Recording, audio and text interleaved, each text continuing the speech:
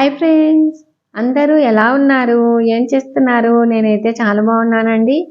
మీరు కూడా చాలా చాలా బాగుండాలని మనస్ఫూర్తిగా ఆ దేవుణ్ణి వేడుకుంటూ ఇవాల్టి మార్నింగ్ వ్లాగ్ స్టార్ట్ చేసేసానండి. ఇంకా ఇవాల్టి వీడియో వచ్చేసి టేస్టీగా ఉండే మసాలా గుత్తి వంకాయ కర్రీ అండి. వాటితో పాటుగా కరకరలాడే సద్ద రొట్టెలు తయారు చేసుకుందామండి. ఈ రొట్టెలు కూడా మనము ఈజీగా సులువుగా ఫటాఫట్గా నిమిషాలలో ఎంత రాని వారైనా కూడా ఈజీగా చేసుకోగలిగేటువంటి రొట్టెలు అన్నమాట. సో అవి ఏంటి అనేది కూడా ఈ వీడియోలో షేర్ చేస్తున్నానండి. ఇంకా ఫస్ట్ అయితే నేను ఒక 8 వంకాయలకి కొలతలు చెప్తున్నాను అన్నమాట. సో నేనైతే ఒక 2 గుప్పెళ్ళ పల్లీలను తీసుకొని ఈ విధంగా దోరగా వేయించుకొని ఒక ప్లేట్లోకి తీసుకున్నానండి. ఇంకా నెక్స్ట్ ఒక గుప్పెడు నువ్వులను తీసుకొని ఈ విధంగా చిటపట అనేంత వరకు వేయించుకొని ఇలాగా ఒక ప్లేట్లోకి తీసుకుంటూ ఉన్నాను. ఇంకా ఆ తర్వాత అదే బాండిలోనే 1 స్పూను నెయ్యి వేసేసి వాటిలోకి ఒక 10 ఒట్టిమిరపకాయలు, వాటితో పాటుగా కరివేపాకు ఇలాగా గలగల అనే సౌండ్ వచ్చేంత వరకు వేయించుకొని ఆ తర్వాత స్టవ్ ఆఫ్ చేసేసానండి. ఇంకా ఇప్పుడు వీటిలోకి 1 స్పూను మనము వేయించుకున్నటువంటి జీలకర్ర పొడి, వాటితో పాటుగా కొంచెంగా ఇంగువ, వాటితో పాటు 1 స్పూను ధనియాల పొడి వేసేస్తూ ఉన్నాను. ధనియాల పొడిలో మేము ఎప్పుడైనా కూడా చెక్క, లవంగా వేసేసి వేయించుకొని ఇలాగ పొడి కొట్టుకుంటామండి. మీరు ఒకవేళ ప్లెయిన్ ధనియాల పొడి అయితే వాటితో పాటుగా చెక్క, లవంగా వేసేసుకోండి. ఇంకా ఇప్పుడు ఒట్టిమిరపకాయలు చల్లబడాలి కదా, అంత లోపల నేను హాఫ్ సైజు నిమ్మకాయ అంత చింతపండు తీసేసుకొని వాటిని ఒకసారి బాగా కడిగి ఇందులో నీళ్లు పోసేసి ఇలాగా నానబెట్టుకుంటూ ఉన్నానండి. ఇంకా ఇప్పుడు పల్లీల పొడి కొట్టుకోవాలి కదా. సో ఈ మిశ్రమాన్ని మనము పల్లీల పొడిని కూడా అంటామండి. చాలా మందికి ముద్దగా వస్తుంది. అలా కాకుండా మనకు పొడిగా రావాలి అంటే ఈ టిప్స్ పాటించి చూడండి. ఫస్ట్ పల్లీలు, నువ్వులు వేసేసి ఇలాగా మిక్సీ పట్టుకున్న తర్వాత వాటిలో కొంచెంగా బెల్లము, అలాగే 1 స్పూన్ ఉప్పు వేసేసి ఈ విధంగా మిక్సీ పట్టుకోవాలండి. ఇలా మిక్సీ పట్టుకున్నటువంటి పొడి ఒక ప్లేట్లోకి తీసుకున్న తర్వాత అదే మిక్సీ జార్లోనే మనం వేయించుకున్నటువంటి ఒట్టిమిరపకాయలు, కరివేపాకు ఇందులో వేసేసి ఇలాగా మిక్సీ పట్టుకున్న తర్వాత మనము పొడి చేసి పెట్టుకున్నటువంటి పల్లీలు, నువ్వుల పొడి ఇందులోనే వేసేసి ఇలాగా మిక్సీ పట్టుకోవాలండి. చూసారా ఎంత పొడిగా ఉందో. ఈ పొడి చాలా బాగుంటుందండి. వేడి అన్నంలో ఒక చుక్క నెయ్యి వేసుకొని తింటే సూపర్గా ఉంటుందన్నమాట. ఇంకా ఇప్పుడు పోలూరు వంకాయలు ఒక 8 తీసుకున్నాను.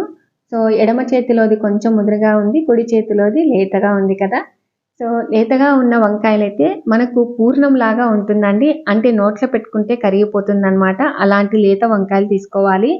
ఇంకా నేనైతే ఈరోజు కొంచెంగా మీడియం సైజుగా ఉన్నాయండి.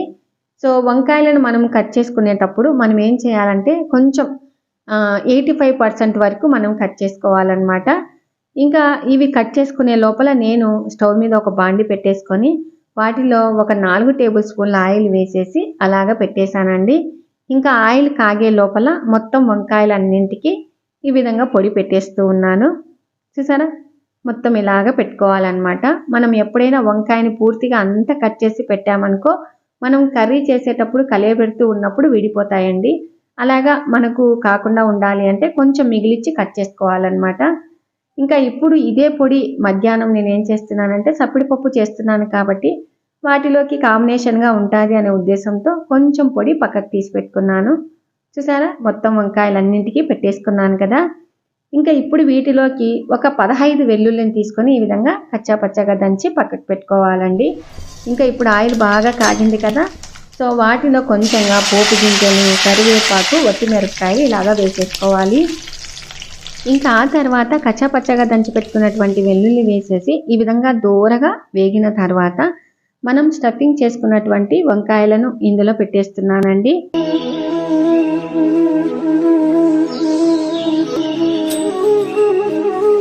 ఇంకా ఆ తర్వాత వీటి మీద ఒక 1/2 టీ స్పూన్ పసుపు వేసేసి మనము సిమ్లో పెట్టేసుకొని మూత పెట్టేసుకొని మగ్గ పెట్టుకోవాలండి. ఇలా మగ్గేటప్పుడే మనం ఒక్కసారి అలాగా కలియబెట్టేసి మనం మళ్ళీ మూత పెట్టేసుకోవాలన్నమాట.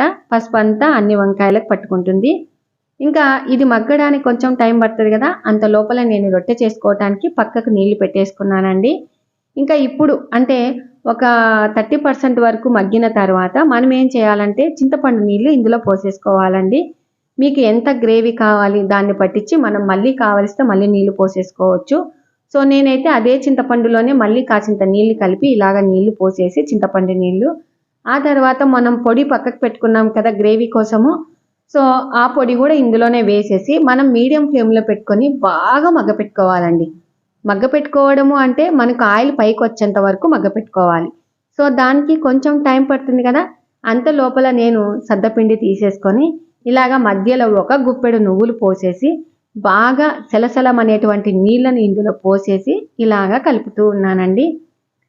చాలామంది ఇలా కలపడాన్ని ఏంటండి మీరు అసలు ఇసుక సిమెంట్ కలిపినట్టు ఈ విధంగా కలుపుతూ ఉన్నారు, మాలు కలిపినట్టు కలుపుతూ ఉన్నారని అంటూ ఉన్నారు. అంటే మనము నీళ్ళు పోసిన తర్వాత నీళ్ళు పక్కకు పోకుండా ఇలాగ కలుపుకోవాలండి. మెయిన్గా బాగా వేడి నీళ్ళు పోసామనుకో పిండి అనేది బంక బాగా వస్తుంది, మనం చెప్పినట్టుగా రొట్టెలు చేసుకోవచ్చండి. రొట్టెలు కూడా ఈజీగా వస్తాయి అన్నమాట.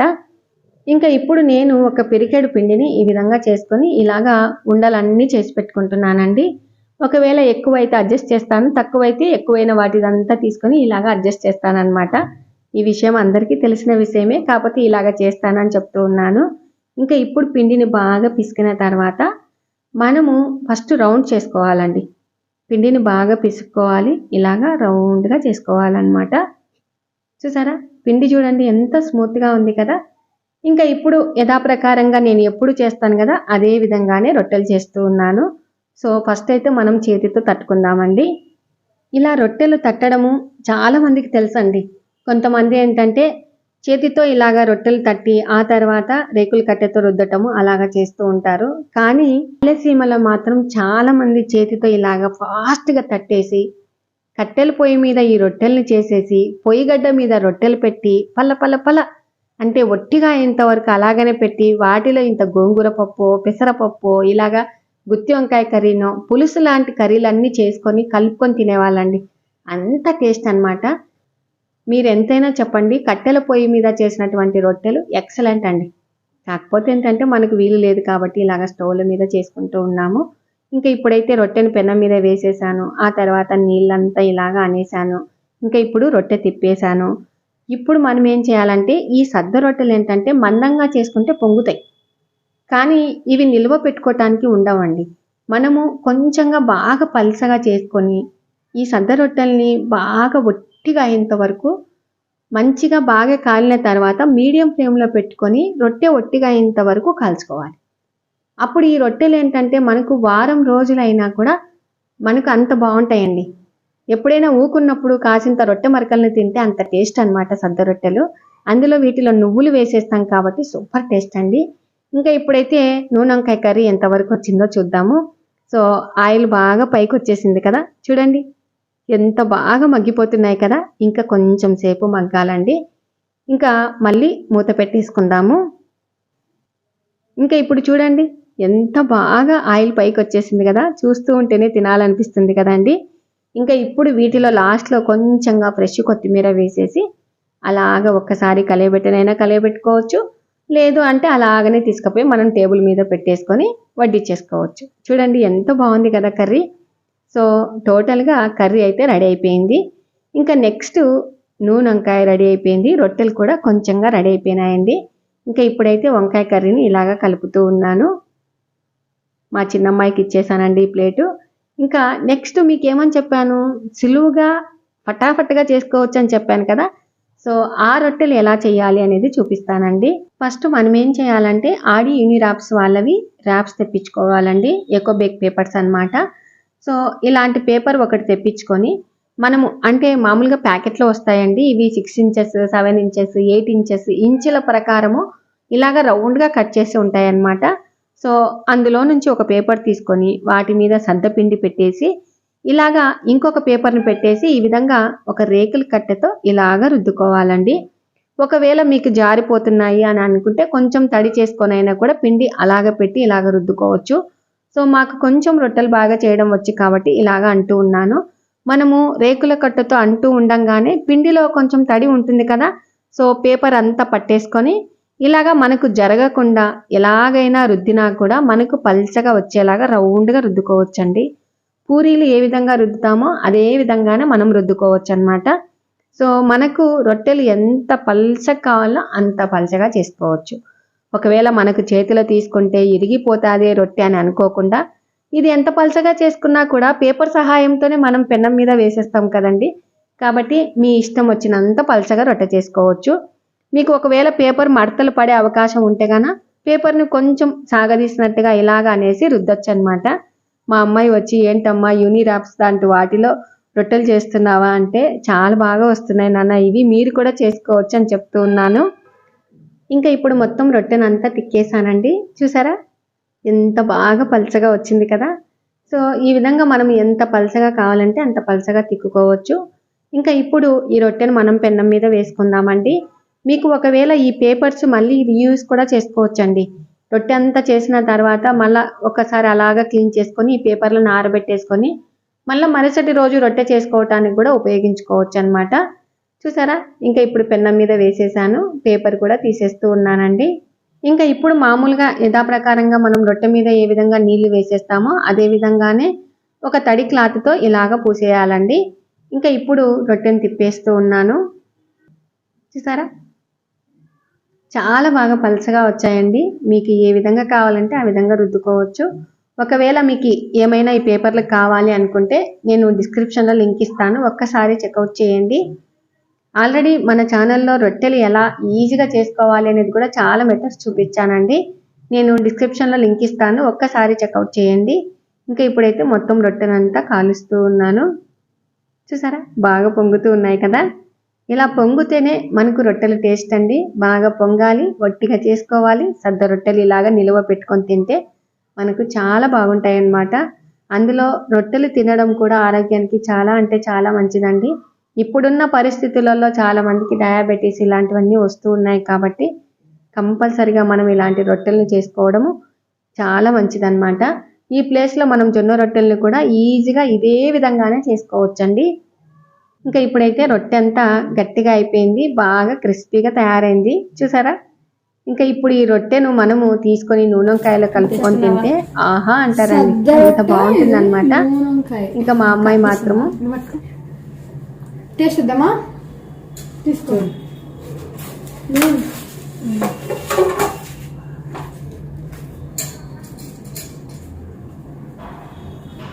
వంకాయని గుజ్జుని బాగా కలుపుకోవాలి, అప్పుడే తినాలి. వంకాయ నార్మల్ గానే అందరి ఫేవరెట్ మా ఇంట్లో. బాగుందా? ఉప్పు కారం నాకు కొంచెం పెట్టు, నేనేగా రొట్టె తినలే. చాలా బాగున్నాయి. బాగుందా? ఎంత సాఫ్ట్ ఉన్నాయి రొట్టెలు. సూపర్. Bye bye bye. ఇంకా ఇప్పుడైతే మా అమ్మాయి టేస్ట్ కూడా చూసేసింది, చాలా బాగుంది అని అంటుంది కదా. నెక్స్ట్ వచ్చేసి మనం పైన పేపర్ వేయకుండా కూడా ఇలాగనే ఒక్క పేపర్ మీద కూడా పిండి పెట్టేసుకొని రేకుల కట్టెతో ఇలాగైనా రుద్దొచ్చండి. ఎంత బాగా వస్తాయంటే మనం అసలు ఏమి తట్టే పని ఉండదు, చేతులు నొప్పి పెట్టవు. అందులో ఈ పేపర్తో మనం ఆడుకున్నట్టే రొట్టెలు చేసుకోవచ్చండి. అంత బాగా ఆడుతూ పాడుతూ రొట్టెలు చేసుకోవచ్చు అనమాట. ఇంకా గెర పేపర్ తిరుగుతూ ఉంటుంది. మనం రేకుల కట్టెతో చపాతీని ఏ విధంగా తిక్కుతామో అదే విధంగానే మనం రొట్టెల్ని కూడా ఇలాగనే తిక్కొచ్చు. చూసారా ఎంత పెద్ద రొట్టె అయిందో. అసలు ఇలా తిప్పుతూ ఉంటే ఈజీగా తిరుగుతుందండి, అంత బాగా వస్తాయి అన్నమాట రొట్టెలు. నేను ఈ మెథడ్ కూడా ఎందుకు చూపిస్తూ ఉన్నానంటే చాలామంది నేను రొట్టెలు తట్టే విధానంలో మాకు రావట్లేదు అని అంటున్నారు. కాబట్టి నా వంతు ప్రయత్నంగా ఎలాగైనా కూడా మీరు రోజు రొట్టెలు చేసుకోవాలి అనేది నా కోరిక అనమాట. కాబట్టి ఈ విధంగా ఇంకా సులువు మెథడ్లు ఇంకా ఆలోచన చేసి ఈ విధంగా చూపిస్తున్నానండి. ఈ మెథడ్ మనము జాబ్ చేసే వాళ్ళైనా కూడా ఈజీగా చేసుకోవచ్చు, లేదు రాని వాళ్ళైనా చేసుకోవచ్చు. కొత్తగా పెళ్ళైన వాళ్ళని కూడా ఈ మెథడ్ ఈజీగా ఉపయోగించుకొని రొట్టెలు చేసుకోవచ్చండి. నేను సుత్తి ఎక్కువగా చెప్తున్నానని అనుకోవద్దు. రొట్టెలు చేసుకొని తినటం వల్ల మన ఆరోగ్యానికి మంచిది అనే దానిని పట్టించి నేను చెప్తున్నానండి. ఇంకా ఇప్పుడైతే మొత్తం రొట్టె అంతా తిక్కేసాను. చూసారా ఎంత రౌండ్గా వచ్చిందో. పేపర్ పెట్టి పైన పేపర్ తిక్కే కన్నా ఇలాగ చేసినా కూడా ఈజీగా వస్తాయండి. కాకపోతే ఏంటంటే కొంతమంది రాకుండా భయపడుతూ ఉంటారు కదా, అలాంటి వారికి నేను 2 పేపర్లు పెట్టి చూపించాను. ఇంకా ఇలాగా మనకు ఇంకా కొంచెం 50% వరకు వచ్చింటారు చూడండి రొట్టెలు చేయడం, అలాంటి వాళ్ళైతే ఈ పేపర్ మీద ఈజీగా ఆడుతూ పాడుతూ చేస్తారండి. అంత బాగా వస్తాయి అన్నమాట రొట్టెలు. సో మెయిన్గా పేపర్ ఒక్కొక్కసారి ఏంటంటే మడత వస్తుందన్నమాట. మడతను మనం క్లియర్ చేసుకోవాలి అంటే కొంచెం తడితో అలాగా అనేసి మనం రొట్టె చేసేసుకొని ఇలాగా చేసుకోవచ్చు. చూసారా ఎంత బాగా వచ్చింది కదా రొట్టె. మనం చేతితో తట్టినా ఇలానే ఉంటుంది, పేపర్ మీద తట్టినా ఇలానే వస్తాయండి. మనము వేలు పెట్టి మిషన్లు కొననవసరం లేదండి. ఈజీగా సింపుల్గా ఇలాంటి పేపర్స్తో మనం రొట్టెలు చేసుకోవచ్చు. ఇంకా పేపర్స్ లేని వాళ్ళు కూడా ఎలా చేసుకోవాలి అనేది కూడా నేను మొన్న రీసెంట్గా ఒక వీడియో చేశానండి. క్లాత్ మీద ఇలా చేసుకోవాలి, ప్రెస్సింగ్ పూరీ ప్రెస్తో ఉంటుంది కదా, సో వాటితో కూడా రొట్టెలు ఎలా చేసుకోవాలని కూడా ఒక వీడియో చేసి పెట్టాను. ఇంకా మధ్యాహ్నానికి వచ్చేసి సప్పిడిపప్పు, వాటిలోకి కాంబినేషన్గా పల్లీల పొడి, అలాగే రసము, ఇలాగా వంటలు తయారు చేసుకున్నామండి. ఇంకా ఇవాల్టి వీడియో మీకు నచ్చినట్లయితే లైక్ చేయండి, షేర్ చేయండి, సబ్స్క్రైబ్ చేయండి. Thank you for watching. Bye అండి. ఇలాంటి మంచి మంచి వీడియోస్తో మంచి మంచి టిప్స్తో మీ ముందుకు వస్తానండి. బాయ్ అండి.